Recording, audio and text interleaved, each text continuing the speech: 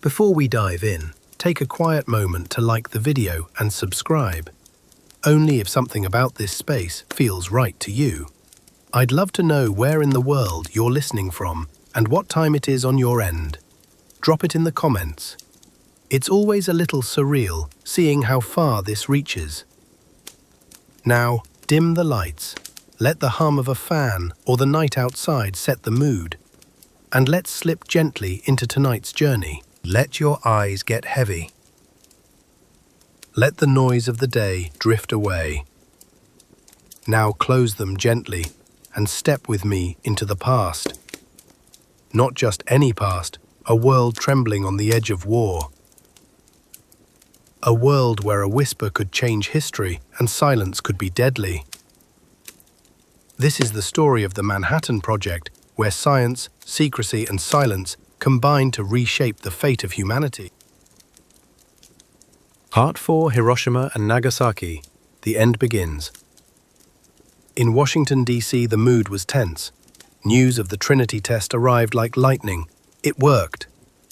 President Harry S. Truman, who had taken office after Roosevelt's sudden death in April 1945, was now holding something few men ever had: the power to end a war with a single command. The Interim Committee, a group of military leaders, scientists, and government officials, debated in secret. Should they warn Japan first? Should they demonstrate the bomb on an uninhabited island? Should they drop it without warning, to show ultimate power? The majority agreed, no warning. A demonstration might fail. A warning might give the Japanese time to prepare, or hide prisoners in the target zone. The goal was simple: end the war as fast as possible. The decision was made. 4 cities were shortlisted: Hiroshima, Kokura, Niigata, and Nagasaki. Hiroshima was selected first. It was a major military hub, untouched by previous bombings, surrounded by mountains that would contain the blast. July turned into August. On August 6, 1945, at 2:45 a.m., a B-29 bomber named Enola Gay lifted off from Tinian Island, 1,500 miles south of Japan. Its payload, a uranium bomb called Little Boy. At 8:15 a.m., the people of Hiroshima began their day. Children walked to school. Shops opened. Air raid sirens had long become routine, usually false alarms. Then, a single plane appeared in the blue sky. The bomb fell for 44 seconds. At 1,900 feet above ground, it exploded with the force of 15,000 tons of TNT. In a moment, the city became fire and shadow. Buildings evaporated, bodies turned to ash, trees burst into flame. The light was so intense it seared outlines of people onto concrete. A firestorm swept through the ruins. The river boiled. Survivors stumbled, burned and blinded through streets that no longer existed. An estimated 70,000 people died instantly. Tens of thousands more would die from burns, radiation, and injuries in the coming days. Japan was stunned, but it did not surrender. August 9th, 1945, a second bomb was prepared. It was plutonium-based, more complex, more powerful. Its name, Fat Man, target, Kokura. But Kokura was covered in clouds, so the plane turned toward the secondary target, Nagasaki. At 11:02 a.m., the bomb detonated at 1,650 feet. A blinding flash, a dome of fire. A mushroom cloud that rose 11 miles into the sky. The blast was partially contained by Nagasaki's hills, but it was enough. 40,000 people died that day. Thousands more would perish from radiation and injuries. On August 15, 1945, Emperor Hirohito addressed the nation by radio, the first time most citizens had ever heard his voice. He spoke slowly, solemnly. "We have resolved to endure the unendurable, and to suffer what is insufferable."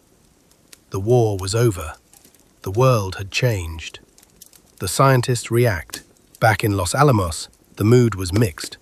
Some, like Edward Teller, were already thinking ahead to a hydrogen bomb far more powerful than Hiroshima. Others felt horror, guilt, and doubt. Leo Szilard, one of the earliest voices warning of Nazi atomic ambitions, had begged for a demonstration instead of an attack. Now he felt the blood of civilians on his hands. Robert Oppenheimer was haunted. In October, he met with President Truman. He said only, "Mr. President, I feel I have blood on my hands." Truman turned away, later telling an aide, "Don't bring that crybaby in here again." The bomb had ended a war, but it had also opened a door, one that could never be closed. The Cold War would follow. So would nuclear arms races, doomsday clocks, fallout shelters, and decades of fear. But in that moment, as the fires of Nagasaki cooled, humanity stood at a crossroads. It had tasted the fruit of knowledge. It had reached into the atom and pulled out the fire of stars. And now, it would have to decide what kind of world it wanted to live in. Part 5. The secrets unravel, espionage, betrayal, and the Cold War begins. The silence after the storm. The mushroom clouds had barely faded before the silence settled. But it was not a peaceful silence. It was the eerie, breathless kind, like the world was holding its breath, unsure what had just happened, or what would come next.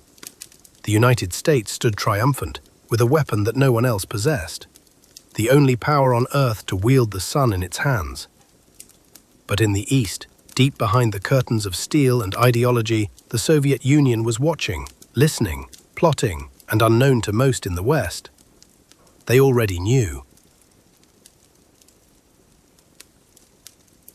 Los Alamos had been a fortress of secrecy.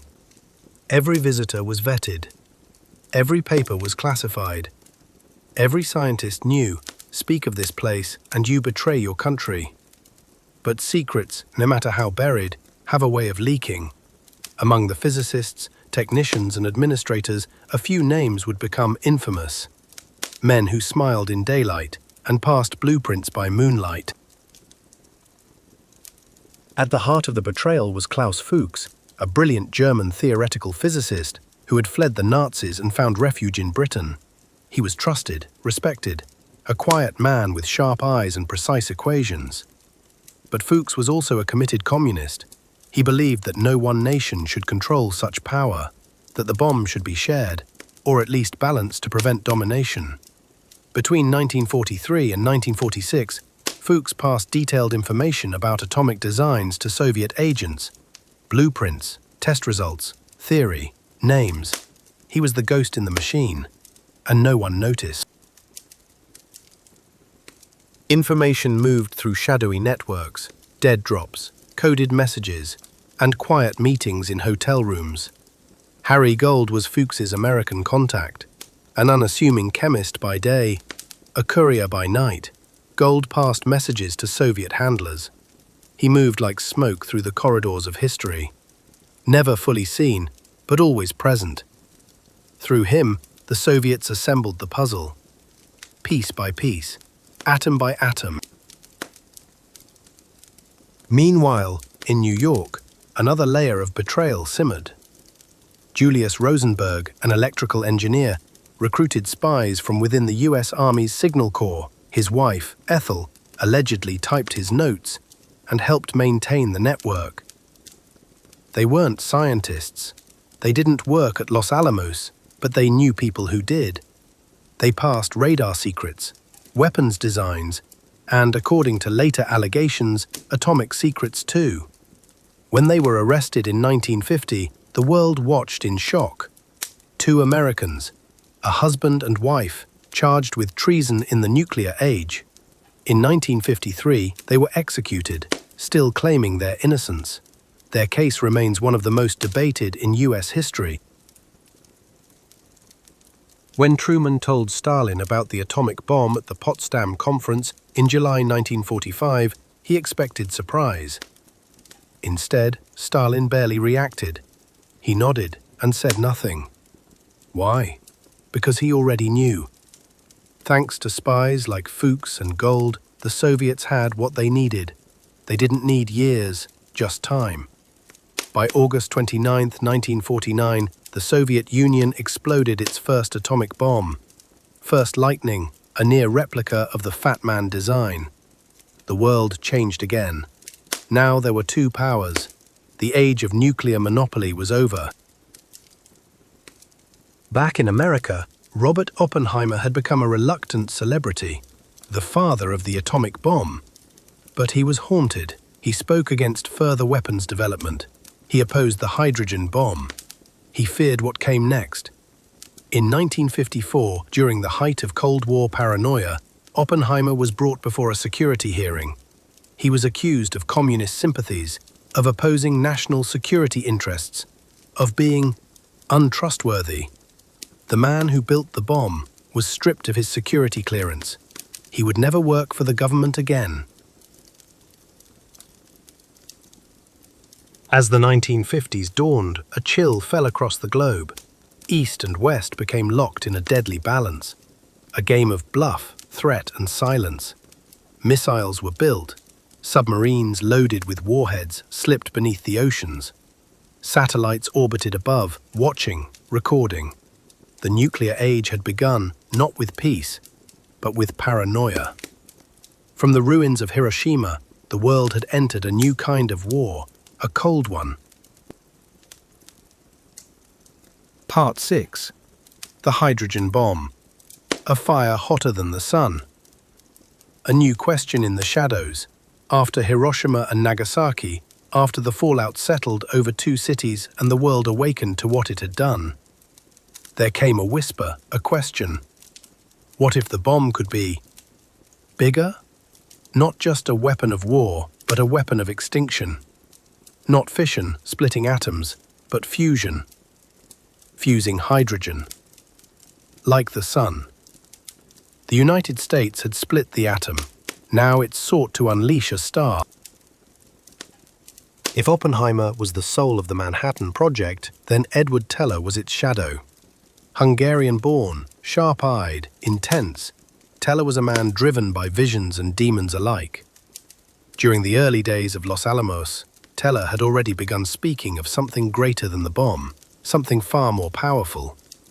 The super, he called it, a thermonuclear device, one that wouldn't stop at splitting atoms, but would fuse them, creating temperatures beyond comprehension. But in 1945, few listened, not even Oppenheimer. They had just built a bomb. Why chase a nightmare?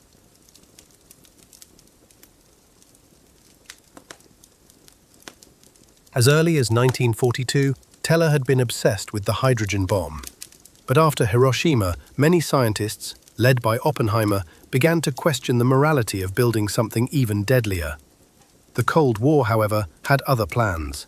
In 1949, when the Soviets detonated their first atomic bomb, years ahead of schedule, panic spread across Washington.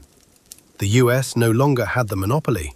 President Truman, under pressure, gave the order. Build the hydrogen bomb. It didn't matter if it was moral. It didn't matter if it was necessary. What mattered was not falling behind. November 1st, 1952.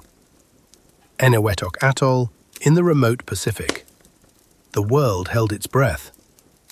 In a quiet control room, technicians watched their instruments. Men waited behind bunkers.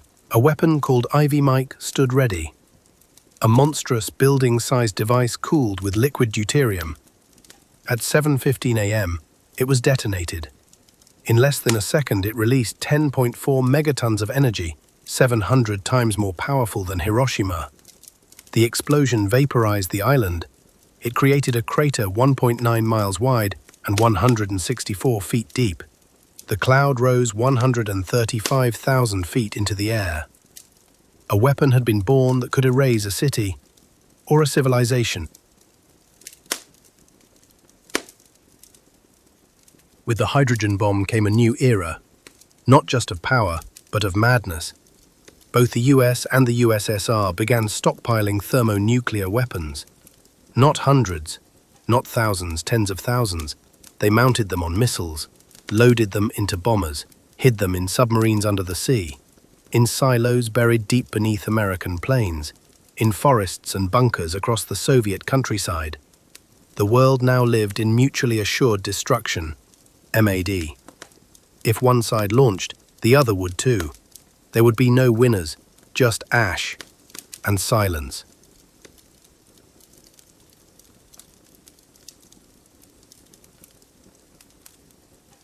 With testing came fallout, invisible, radioactive dust that drifted across oceans and into lungs. In 1954, the US tested Castle Bravo, a hydrogen bomb far more powerful than expected. It exploded with 15 megatons, and the radioactive cloud spread over 7,000 square miles. The crew of a Japanese fishing boat, the Lucky Dragon 5, was caught in the fallout. They suffered radiation sickness. One man died. Fear spread. Protests erupted. The public began to question the morality of what had been unleashed. And yet, the testing continued. In these years, Robert Oppenheimer, the once revered father of the bomb, became a cautionary tale. He opposed the hydrogen bomb. He warned against unchecked power, and the government turned on him. In 1954, he was brought before a security hearing. Accused of being a risk, a man of questionable loyalties. The hearing was brutal, public, humiliating. He lost his security clearance. His voice was silenced. When the verdict was delivered, he said simply, "The whole damn thing was unjust." Edward Teller, meanwhile, rose in influence. He defended the hydrogen bomb, helped develop nuclear missile systems, became known as the father of the H-bomb. But he was shunned by many in the scientific community for testifying against Oppenheimer. He had won the battle, but lost the brotherhood. A fire we cannot forget. By the 1960s, the arms race had reached its peak. Bombs were tested in deserts, oceans, even outer space.